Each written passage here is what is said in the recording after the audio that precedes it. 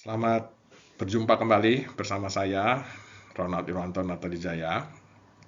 Pada hari ini izinkan saya mencoba mengulas mengenai berbagai regulasi di Indonesia mengenai pengendalian resistensi antimikroba. Nah, mungkin pada video ini saya akan mengambil secara garis besar saja ya. Nanti silakan Bapak Ibu dokter sejawat sekalian mendiskusikannya. Baik, Bapak Ibu dokter yang saya hormati, ini adalah judul slide saya pada hari ini, regulasi pengendalian resistensi antimikroba di Indonesia. Ya, ini di bawahnya saya memberikan catatan. Ini adalah sebagai satu regulasi makro. Ya, mengapa demikian? Nah, karena seperti ini. Ya, jadi ini mungkin adalah satu penggambaran aja ya, Bapak Ibu dokter, bahwa kita mempunyai suatu regulasi makro yang berlaku secara nasional menyeluruh ya, tetapi sepertinya kita tidak cukup untuk mengetahui itu saja. Ya, jadi di sini ada berbagai macam ya, mulai dari Permenkes 8 2015 tentang PPRA, ada Permenkes 28 tahun 2021 tentang penggunaan antimikroba bijak, kemudian ada buku yang diterbitkan juga oleh Kementerian Kesehatan Republik Indonesia tahun 2021 mengenai panduan penatagunaan antimikroba di rumah sakit. Kemudian ada keputusan Menteri Kesehatan nomor HK 0107 garing Menkes garing 1128 2022 ya, dimana kita tahu pada waktu itu PPRA berpindah menjadi kepada PKPO 8.08.1, tetapi kemudian dengan diterbitkannya kembali KMK nomor HK 0107 garing Menkes garing 1996 2024, ini kita ketahui bahwa PPRA kembali kepada ranah program nasional. Nah, ini adalah regulasi-regulasi makro yang nanti coba kita titik beratkan pembicaraan kita hari ini pada di regulasi makro ini. Ya, walaupun memang tugas kita belum selesai sampai di sini aja ya Bapak Ibu dokter dan sejawat semua, bahwa dengan mengetahui regulasi makro maka bisa jalan. Tidak. Ya, ini tentu harus didisposisikan, di-inline-kan dengan kepada regulasi mikro gitu ya. Jadi pada regulasi mikro ini nanti kita mungkin bahas pada pertemuan kita selanjutnya. Pada regulasi mikro ini yang dilihat, yang dibuat adalah berbagai macam SOP, job desk, kemudian infrastruktur yang birokratif gitu ya, alur-alur kerja, apa sih tugas PGA, alur pengambilan sampel, peresapan antimikroba, alur-alur preoperatif dan sebagainya. Ya, yang mana tentu ini sudah harus inline dengan regulasi makro.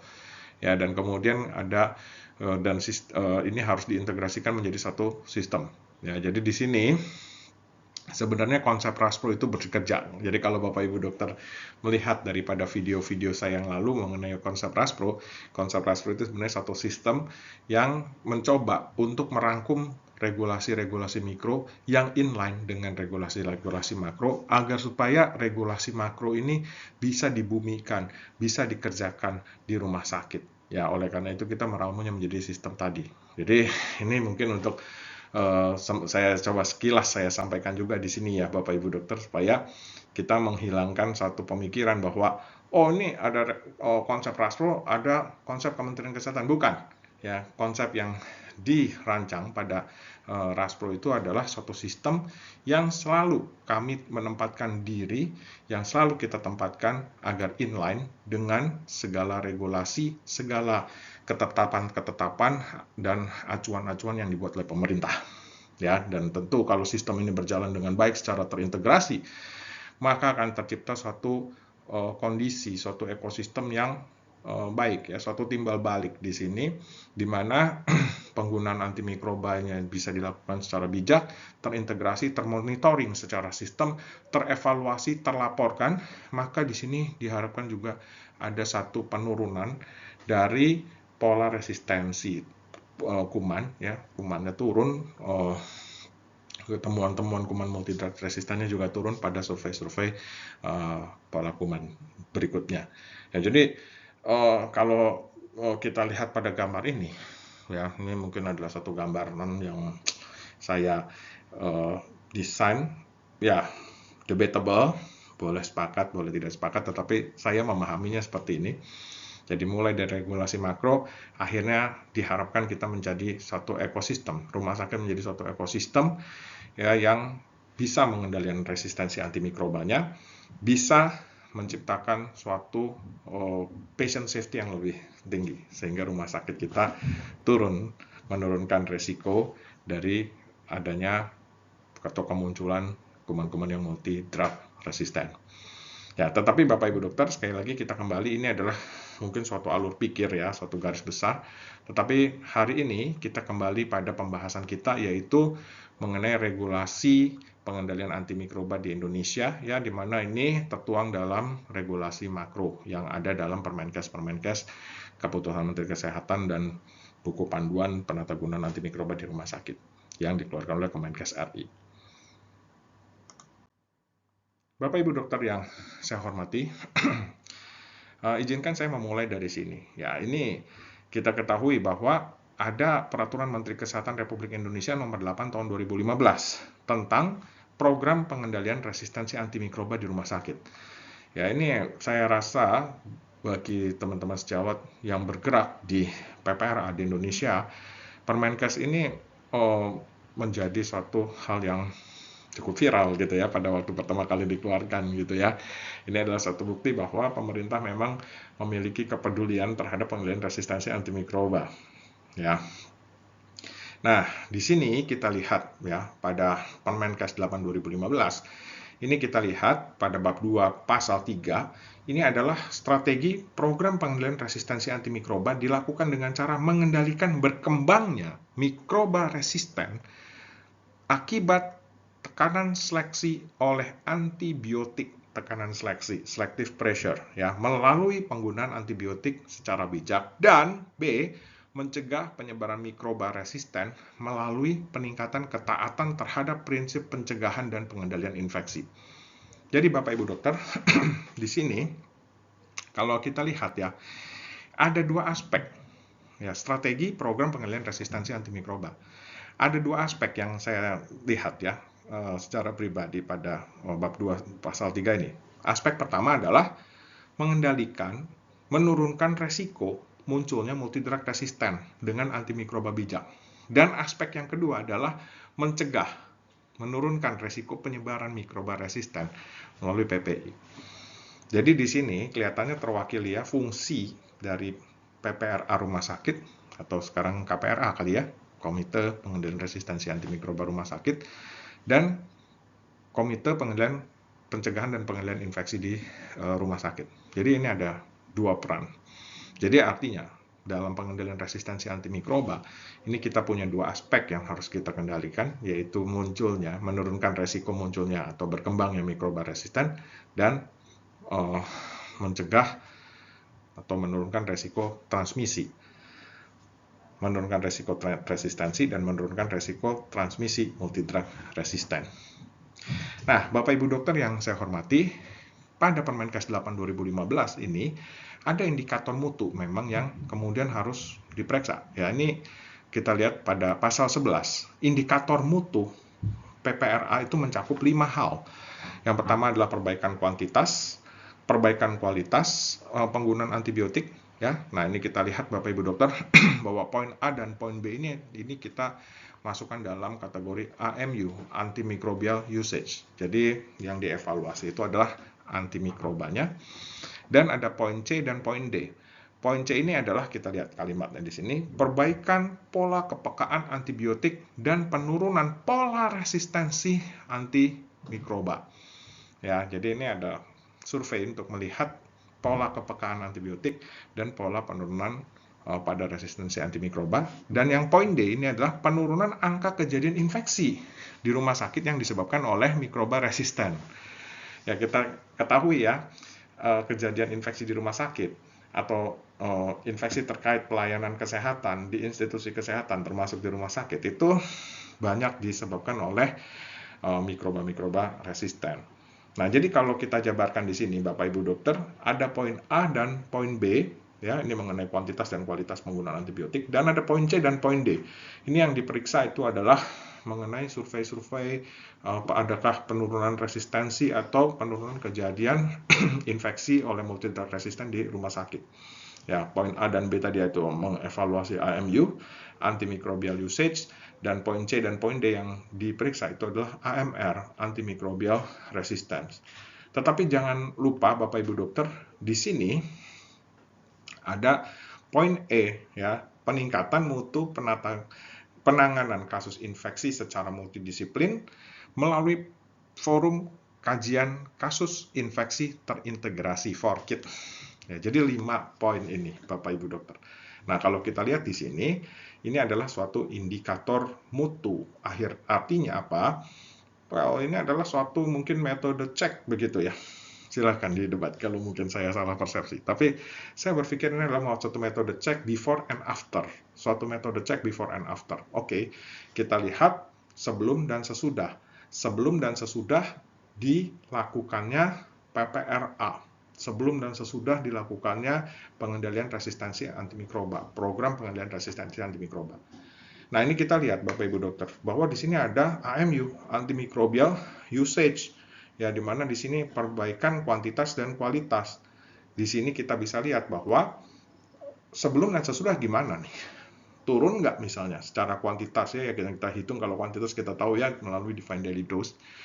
Turun nggak defined daily dose, mungkin carbapenemnya, cephalosporin generasi ketiganya, ya kan, yang kerap kali itu menjadi isu gitu ya, atau meningkat nggak kualitas penggunaan antibiotik. Ya, di sini kan kita tahu bahwa ukuran dari yang digunakan, alat ukur yang digunakan itu adalah tabel G-SENS. Jadi ada before and after gitu ya. Dan juga dengan AMR, turun nggak misalnya resistensi terhadap carbapenem, turun nggak resistensi terhadap antibiotik cephalosporin ya, atau ESBL di sini ya, kuman-kuman ESBL, extended spectrum beta lactamase, turun nggak temuan-temuan itu, turun nggak ya poin D tadi, angka kejadian infeksi yang disebabkan oleh multidrug resistant seperti ESBL dan MRSA. Nah, ini menjadi parameter Bapak Ibu dokter. Ini memang adalah peraturan Menteri Kesehatan nomor 8 tahun 2015, ya udah cukup lama. Tapi memang kalau kita lihat dari 2 poin ini, saya berkesimpulan bahwa jelas di sini kalau menggunakan parameter AMU ini merupakan parameter yang lebih cepat untuk diperiksa. Setelah program pengendalian resistensi antimikroba dijalankan di rumah sakit, kita bisa lihat kuantitasnya, defined daily dose-nya, ada perbaikan nggak 3 bulan, 6 bulan, 1 tahun, gitu ya. Kita bisa lihat kualitas penggunaan antibiotiknya yang diukur dengan tabel G-SENS misalnya. Ya, dan di sini Bapak Ibu dokter, AMR menjadi satu parameter yang mungkin lebih lama bisa diperiksa. Ya, ini kalau menurut prediksi saya, silahkan ya kalau ada pendapat lain. Kenapa lebih lama? Tentunya penurunan pola resistensi antimikroba, bahkan juga kejadian-kejadian infeksi di rumah sakit, ini menjadi akan terjadi ya, penurunan pola resistensi antimikroba ini akan terjadi. Tentunya apabila sustain, jadi berlangsung terus secara continuous penggunaan antibiotik bijaknya, berlangsung terus secara continuous dengan kualitas yang sama program pengendalian resistensi antimikrobanya. Baru setelah itu, ini yang diharapkan. Ini yang apabila tadi ya sudah terbentuk ekosistem tadi, bahwa terjadi penurunan pola resistensi antimikroba, bahkan terjadi penurunan angka kejadian infeksi di rumah sakit yang disebabkan oleh mikroba resisten. Ya, jadi poin C dan poin D. Ya, ini adalah suatu modal ekosistem apabila antibiotiknya memang sudah digunakan secara bijak. Ya, dan di sini Bapak Ibu dokter, tentunya poin C dan poin D di sini juga terkait dengan apa yang dicantumkan tadi di pasal 3. Bahwa tadi kami sampaikan ada 2 aspek ya, mencegah berkembangnya mikroba resisten dan mencegah transmisi mikroba resisten. Ya, jadi di sini penurunan pola resistensi antimikroba ya, menurun temuan multidrug resistennya, dan menurun angka kejadian infeksi di rumah sakit yang disebabkan oleh mikroba resisten. Ya, jadi ini sebenarnya adalah cita-cita ekosistem yang akan diperoleh, dan ini dilihat dari AMR. Sedangkan AMU ini adalah cita-cita proses ya. Jadi ada sistem prosesnya yang sistem tadi, dan kemudian ada ekosistem AMR-nya menjadi turun. ya. Dan yang E ini adalah poin di mana terjadi suatu atau dilakukan suatu forum kajian infeksi terintegrasi pada kasus-kasus infeksi ya yang sulit tentunya ya, yang udah gonta-ganti antibiotik dan sebagainya. Ini adalah sebagai bentuk tanggung jawab pengawasan, saya kira, monitoring dari pihak manajemen rumah sakit, KPRA rumah sakit terhadap pelaksanaan pengendalian resistensi antimikroba, dan ini wajib dilaksanakan ya. Nah, tetapi Bapak Ibu Dokter, kalau kita lihat dari amanah yang ada di Permenkes 8 tahun 2015, pada saat peraturan ini dikeluarkan, maka jalannya audit itu masih bersifat retrospektif. Ini berbeda. Nanti kita lihat pada peraturan-peraturan berikutnya, jalannya pengendalian resistensi antimikroba sudah berevolusi, ya, sudah berevolusi, bukan berevolusi ya, berevolusi menjadi bentuk audit prospektif.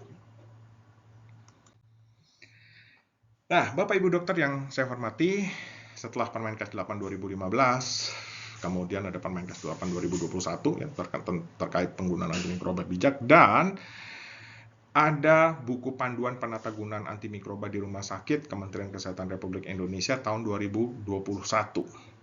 Begitu buku ini diterbitkan Bapak Ibu Dokter, maka di sini memang yang tadi saya sampaikan itu Bapak Ibu Dokter, terjadi suatu evolusi, suatu perkembangan sesuai dengan kebutuhan organik zaman gitu ya, perkembangan organik zaman, bahwa kita memang harus berubah dari audit prospektif tadi yang disampaikan pada Permenkes 8 2015 ya. Jadi kalau kita membaca Permenkes 8 2015 itu terkait infrastruktur, terkait upaya-upaya mencegah,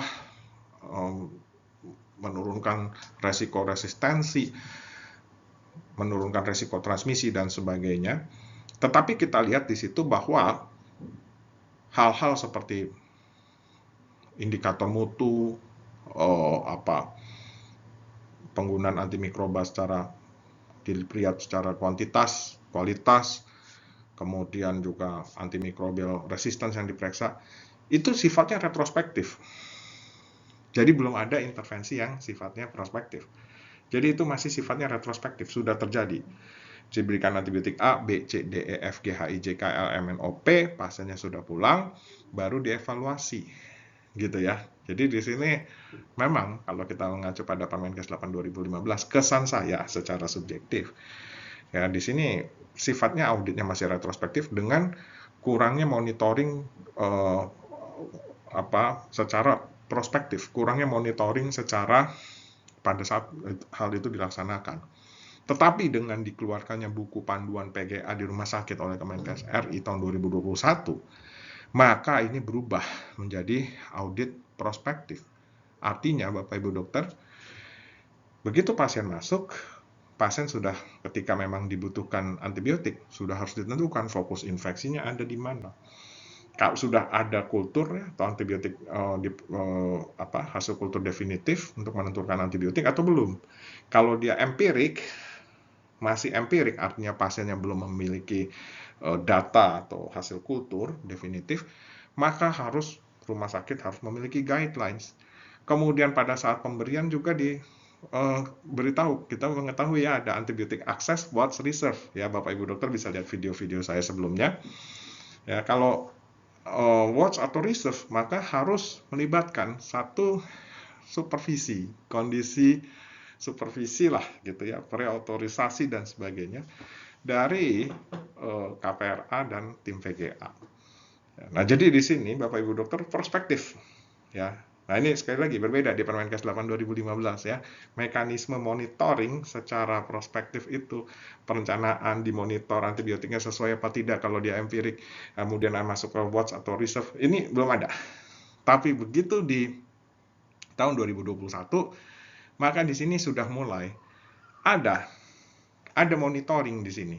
Ya, jadi sudah harus ada tim PGA-nya yang memonitor ya kan. Apalagi kalau penggunanya watch atau reserve, harus ada panduan penggunaan antimikrobanya, kemudian harus dijaga gitu ya, supaya jangan sampai antibiotiknya prolong digunakan secara jor-joran gitu secara besar-besaran tanpa suatu indikasi yang jelas. Jadi ada perubahan dari audit retrospektif yang pada saat pasien masuk belum ada monitoring menjadi audit prospektif dengan monitoring yang ketat. Ini luar biasa sekali saya pikir ya. Tidak mudah membuat suatu regulasi, mengubah suatu regulasi ya. Saya berterima kasih sekali karena ini tentunya dibuat atas dasar suatu pertimbangan yang matang oleh para ahli-ahli di Indonesia ya, sehingga dibuat supaya bagaimana memang antimikroba itu sebagai suatu obat yang memang harus diawasi di rumah sakit begitu. Ya, jadi ini ada satu perubahan, ada satu evolusi, dan evolusi ini menuju ke arah perbaikan, menuju ke arah perkembangan yang positif. Ya, dan tetap optimis. Nah, baik Bapak Ibu dokter yang saya hormati, tindak lanjut dari evolusi itu adalah dikeluarkannya keputusan Menteri Kesehatan nomor HK 0107 1596/2024 ya. Itu didahului dengan yang KMK yang 1128 2020 berapa? 2 ya. Itu ya. Di situ masuk di PKPO, tetapi dengan adanya keputusan Menteri Kesehatan Republik Indonesia nomor HK 0110-1596-1524 ini berubah lagi bahwa PPRA menjadi satu program nasional.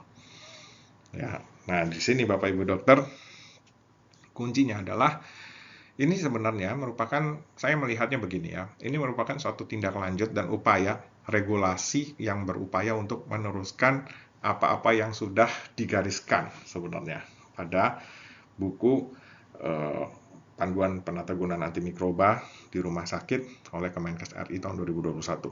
Ini merupakan suatu forcing function, digeser ke PPRA ini, digeser ke program nasional. Ini merupakan satu forcing function ya. Nah, mari kita bedah apa-apa saja ya, secara sekilas saja. Kalau kita lihat Bapak Ibu dokter, sebenarnya infrastruktur yang ditetapkan pada KMK 1596 2024 ini, saya menilai kok sebenarnya nggak terlalu banyak perubahannya. Tetap bahwa KPRA, Komite Pengendalian Resistensi Antimikroba Rumah Sakit ini harus terdiri secara organik, bagian ya dari dalam rumah sakit itu harus terdiri dari ini, klinisi, keperawatan, instalasi farmasi, laboratorium mikrobiologi klinik ya, komite tim pencegahan dan pengendalian infeksi, komite tim farmasi dan terapi KFT. Jadi kalau kita lihat Bapak Ibu dokter dari regulasi ini, secara infrastruktur birokratif di dalam rumah sakit ini memang masih harus terdiri dari 6 ini. Ya, nanti mohon koreksi kalau saya salah. Tetapi rasanya di Permenkes 8 2015 juga demikian. Jadi secara infrastruktur itu sama saja seperti ini, ya. Sama saja seperti ini. Jadi 6 unsurnya: klinisi, keperawatan, instalasi farmasi, laboratorium mikrobiologi klinik, komite PPI, perwakilan ya, dan komite farmasi dan terapi. Lalu apa saja yang dikerjakan? Nah, ini yang dikerjakan harus peningkatan pemahaman dan kesadaran penggunaan antimikroba bagi seluruh tenaga kesehatan, ya, pasien, keluarga, ada pelatihan, edukasi, dan sebagainya. Optimalisasi penggunaan antimikroba secara bijak melalui penerapan penatagunaan antimikroba, ya. Nah, poin 2 ini penting. Kenapa nanti diejawantahkan dengan adanya pembentukan tim PGA, tim penatagunaan antimikroba. Dan kemudian yang ketiga ini Bapak Ibu dokter lihat ya, yang harus dikerjakan adalah surveillance penggunaan antimikroba secara kuantitatif dan kualitatif. Ya, ini AMU tadi. Surveillance penggunaan antimikroba secara kualitatif dan kuantitatif dan kualitatif, AMU tadi. Dan kemudian ada surveillance resistensi antimikroba dengan indikator multi drug resistance organism. Ya, contoh ESBL dan MRSA. Ya, walaupun tentunya kita tahu bahwa yang disebut sebagai multi drug resistant organism nggak cuma ESBL atau MRSA aja ya. Jadi Bapak Ibu dokter bisa melihat nanti pada kepustakaan-kepustakaan seperti Maggiora Akos dan sebagainya, apa sih sebenarnya yang dimaksud dengan multi-drug resistant. Ya, untuk rumah sakit yang laboratorium mikrobiologinya belum melakukan identifikasi secara spesifik untuk ESBL dan MRSA, tetap melakukan surveillance MDR. Survei MDR. Ya, dan nomor 5 ini Bapak Ibu dokter adalah FORKIT. Nah, kita lihat di sini Bapak Ibu dokter. Antara Permenkes 8 2015 sampai kepada KMK 1596 2024, saya secara pribadi menilai infrastrukturnya sama, terdiri dari 6 perwakilan itu, ya. Kemudian apa saja yang harus dilakukan? Bahkan kalau dalam Permenkes 8 2015 bahasanya itu adalah indikator mutu. Ya, pada KMK 1596 2024, rumah sakit menyusun program kerja PPRA meliputi 1 2 3 4 5. Sama sebenarnya. Mempunyai satu cita-cita yang sama. Infrastrukturnya, birokratifnya sama, terdiri dari 6 unsur ini tadi. Kemudian cita-cita apa yang mau dilihat itu juga sama yang dilakukan. AMU, AMR. AMU tadi meliputi apa? Penggunaan antimikroba secara kuantitatif dan kualitatif. AMR melihat survei terhadap multi-drug resistant organism. Ya, dan ada FORKIT. Sama antara infrastruktur dan apa yang dicita-citakan itu sama. Hanya prosesnya yang berbeda. Yang berevolusi tadi itu adalah prosesnya.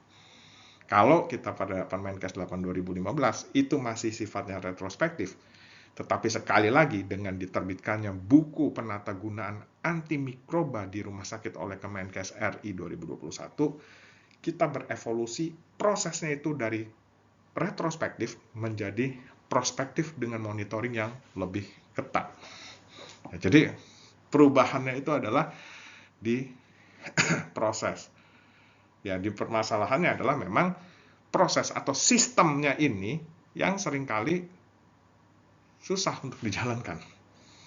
Ya, kalau kita lihat ya pada survei-survei yang dilakukan oleh surveyor, infrastruktur birokratif ini sifatnya dokumentum, wawancara dan sebagainya. Demikian juga data-data ya, seperti kuantitas, kualitas penggunaan antimikroba, survei-survei, dokumen.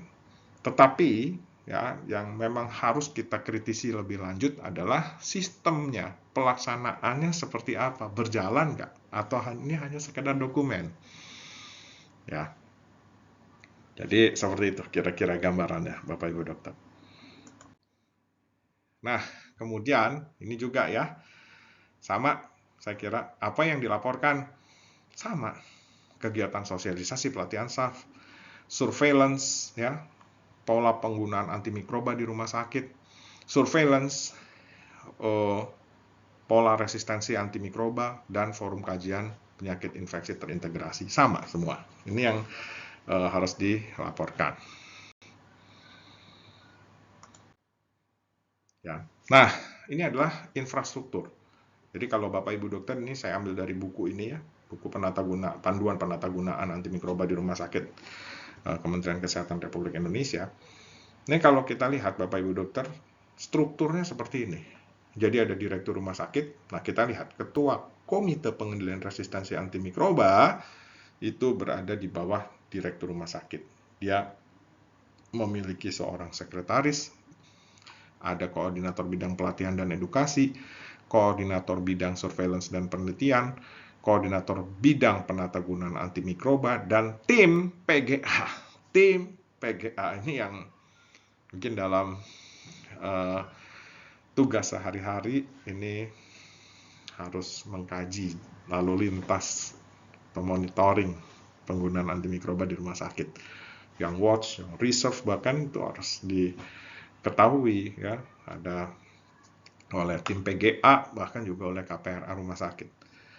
Dan 6 unsur tadi, klinisi, keperawatan, PPI, KFT, laboratorium mikrobiologi, dan instalasi farmasi, ya, perwakilan-perwakilan itu dalam struktur KPRH rumah sakit, ya, ini harus terdiseminasi dalam struktur ini.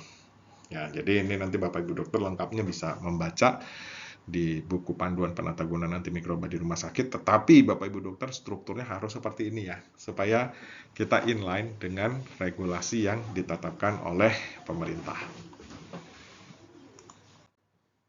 Nah, Bapak Ibu dokter yang saya hormati, kalau boleh saya rangkum, akhirnya apabila kita bicara soal PPRA di rumah sakit, saya menilai sebenarnya kita hanya bicara pada 3 tataran ini. Ini juga debatable. Silahkan nanti ya, bisa ada pendapat lain, monggo silahkan. Tapi ini kalau yang saya pikirkan seperti ini Bapak Ibu dokter. Ya, jadi kita lihat di sini bahwa aspek pertama infrastrukturnya udah betul atau belum. Ini harus ada SK direktur rumah sakit. Ya, ini KPRA ya, ini rumah sakit itu harus tadi terdiri dari 6 pilar tadi, 6 unsur tadi. Klinisi, keperawatan, farmasi, KFT, PPI, laboratorium mikrobiologi klinik. Kemudian harus ada rancangan anggaran belanja. Ya, jadi harus ada untuk kegiatan-kegiatan itu harus ada biayanya, dananya. Kegiatan-kegiatan sosialisasi, edukasi, pembuatan panduan antimikroba mungkin ya kan.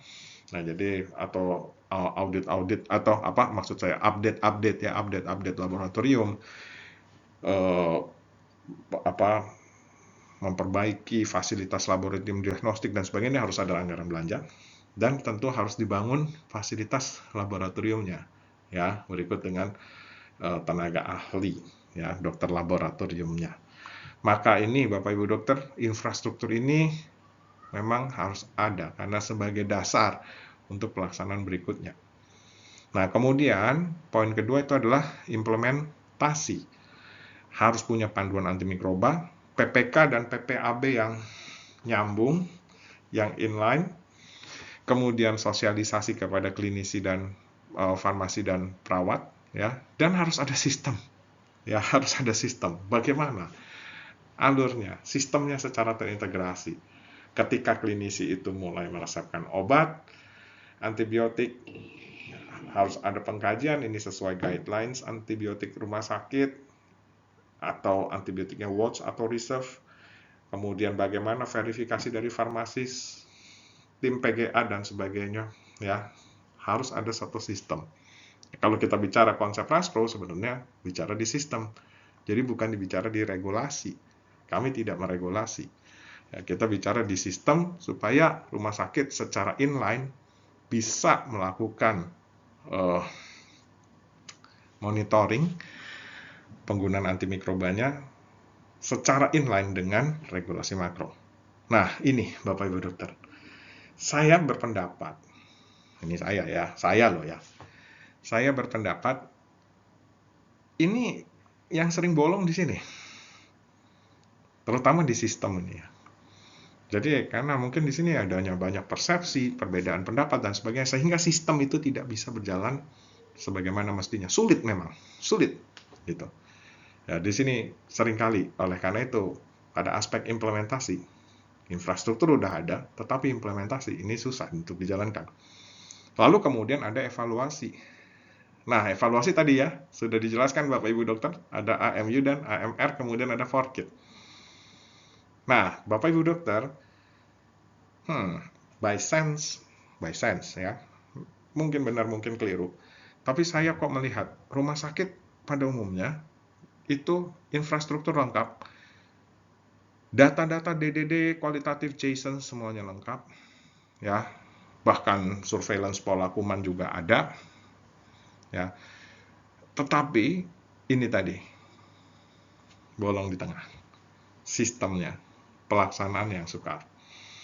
Jadi kalau kita lihat Bapak Ibu dokter secara regulasi nasional, peraturan-peraturan yang ada, saya kok melihat dari Permenkes 8 2015 sampai KMK 1128 2022 sampai KMK 1596 2024 terakhir yang jadi prognas ini, Ini sama semua nih di infrastruktur, apa saja target evaluasinya nih sama. Tetapi itu sulitnya diimplementasi. Dan ini menjadi target survei nanti dari para surveyor. Ya, jadi bukan hanya data aja, tetapi bagaimana prosesnya, bagaimana implementasi sistemnya, itu juga menjadi target dari surveyor nantinya. Ya, jadi ini Bapak Ibu Dokter, ini adalah kita bicara mengenai regulasi makro ya hari ini. Semoga Bapak Ibu Dokter bisa atau paling tidak ada manfaat ya, sekecil apapun manfaat itu. Nah, mungkin demikian Bapak Ibu Dokter yang bisa saya sampaikan. Saya mohon maaf apabila pada penyampaian ada hal-hal yang kurang update atau ada hal-hal yang kurang berkenan kepada Bapak Ibu Dokter. Terima kasih atas waktunya mendengarkan YouTube ini. Tetap sehat, tetap semangat, maju terus. PPRA Indonesia untuk Indonesia yang lebih sehat dan sejahtera. Sampai jumpa.